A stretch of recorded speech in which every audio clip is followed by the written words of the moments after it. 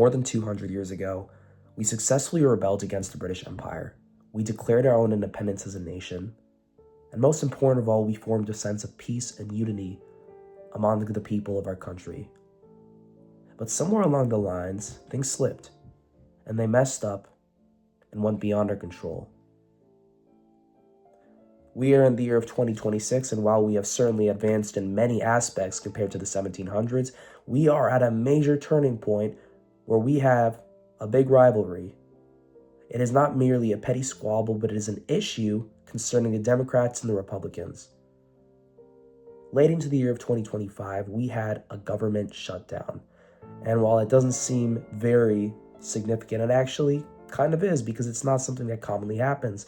And we are at a point where 6 years ago, you could have openly told somebody you were a Democrat or Republican, and if they were the opposing side, they wouldn't really think much of it.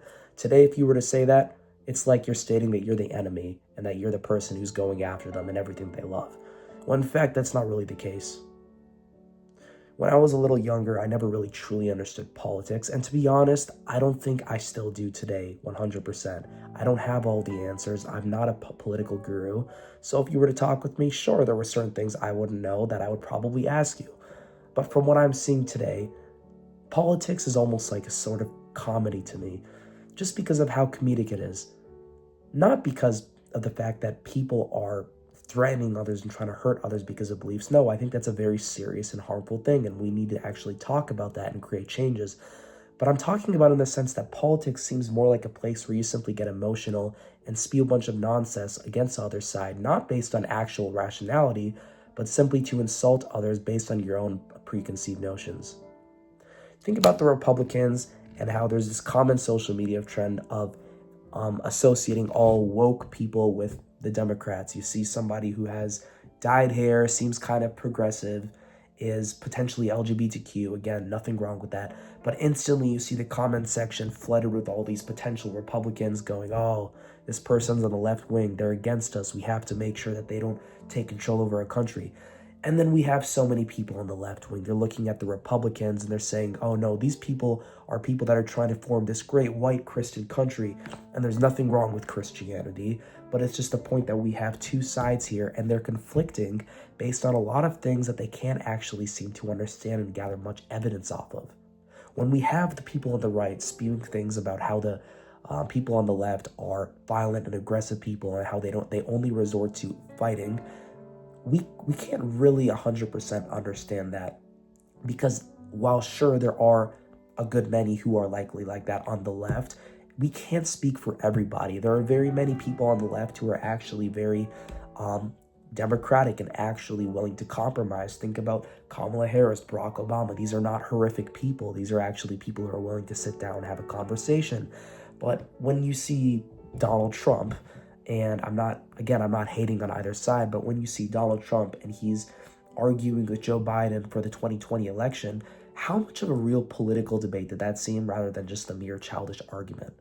We've gone to the point where we are actually have to take into account who we are picking to be our president for this nation, not based on who we enjoy having and who's the most entertaining, but who's actually going to give us the most results. Who doesn't only say they will do things, but who's actually going to enact the reforms they say they will enact, who will actually take the action and the measures necessary they say. A very important thing that we can take into account is the Machiavellian aspect. Niccolo Machiavelli is a man who lived in believe me, I might be wrong, but it was around 1500s, and he was a famous writer who introduced Machiavellianism to the modern age. And it is essentially that man will essentially do anything in his power to get ahead. And believe it or not, he writes about many things that actually correlate with today's society and public and political factions. Think about how when he talks about how actions speak louder than words and how humans will be willing to say everything on their mind to convince people.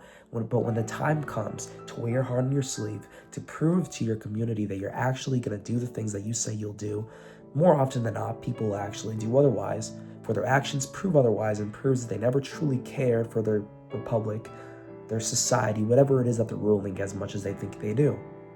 And these laws are so timeless. When we look at today and we see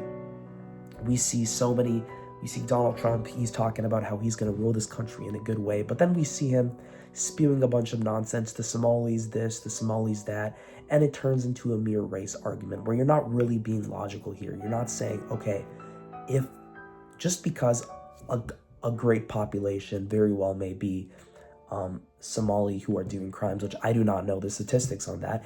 If a very great population is Somalis, we cannot judge all the Somali population based on that and say that we have to deport all Somalians simply based on a certain demographic or statistic of them. You see what I'm saying here? So politics is very double-sided, it is very misunderstood, and I think that we have to get beyond the point of being emotional and being racist and actually trying to understand, do we actually know what we're talking about? For I don't have all the answers, but I can say for a fact that the highest of the high in our nation do not have answers as well, and many of them are indeed acting based on preconceived notions, trying to manipulate the public into believing whatever they say simply for their own benefit. Think about lobbying, think about businesses, how they're literally paying presidents and peoples of nations so that when they become presidents and these businesses are in their favor, they will be able to fund these businesses. They will be able to make things and enact reforms in favors of these businesses. This is a complete biased nation. And while we think that we have a free nation where we're not controlled by the British Empire, that is merely an illusion. For while we aren't controlled by the British Empire, we are still, in a sense, controlled and being manipulated by the people at the very top. They are essentially playing mind games on us. They're finding ways to turn us against each other while they can manipulate all the Democrats and the Republicans. And so my final argument here is that we need to understand politics for what it really is and not based on an emotional stance that we like to take, not because our parents believed a certain thing strongly without a strong reason, not because we hate Democrats just because they're Democrats, or we hate Republicans just because of a major stereotype that we make based off of them. And therefore, this is how we can actually forge a nation, how we can forge a nation that is clear, combined with love, unity, where we don't have to worry about other nations, other people taking advantage of our country, where we can have a sense of unity in our nation.